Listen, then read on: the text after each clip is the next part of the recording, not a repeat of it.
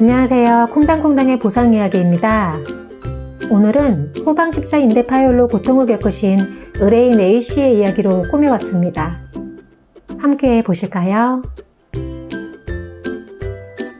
일을 마치고 집으로 향하던 A씨는 횡단보도를 건너는 도중 갑자기 아파트 단지 입구에서 튀어나온 우회전하는 차량에 충격하여 부상당하셨습니다. 승용차에 의한 충격으로 A씨는 오른쪽 무릎을 부상당하였고 곧바로 운전자의 신고로 출동한 구급차에 실려 근처 병원에 이송되었습니다. 병원에서 MRI 등 정밀 검진 결과 후방십자 인대 파열로 수술이 필요하다는 소견을 듣게 되었습니다.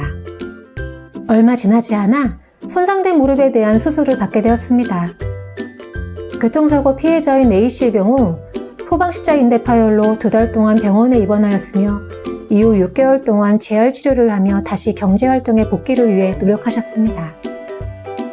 교통사고로 발생한 후방십자 인대 파열은 단순 방사선 검사인 엑스레이만으로는 진단에 어려움이 있습니다. 때문에 MRI 등의 정밀 검진이 필요하며 인대의 손상 정도에 따라서 치료 방법을 달리할 것입니다. 후방십자 인대 파열은 일하다가 또는 운동뿐 아니라 교통사고로 인하여 빈번하게 발생합니다.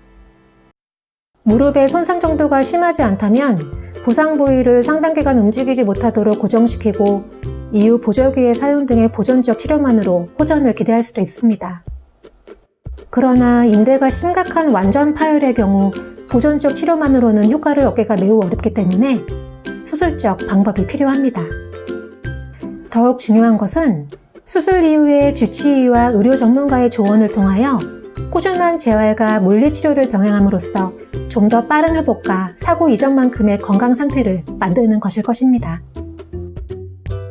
조기에 보험회사와 합의하지 않았다면 교통사고 피해자의 입장에서는 건강의 회복 이후 보상이나 보험금에 대하여 심각하게 고민을 해야 할 시기가 찾아옵니다. 피해자는 누구나 본인이 입은 손해에 대한 타당하고 정당한 합의금이 지급되어야 한다고 생각합니다.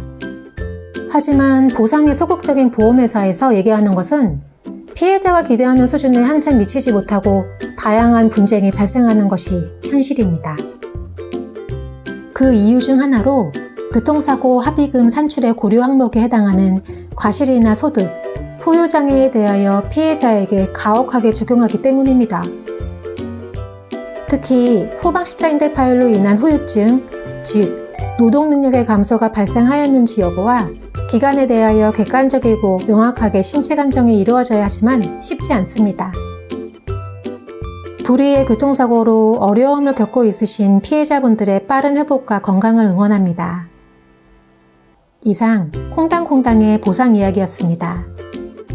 상담이 필요하신 분들은 고민하지 마시고 010-6833-2708로 연락주세요. 보상 고민 속 시원히 해결해 드리겠습니다. 오늘도 좋은 하루 되세요. 감사합니다.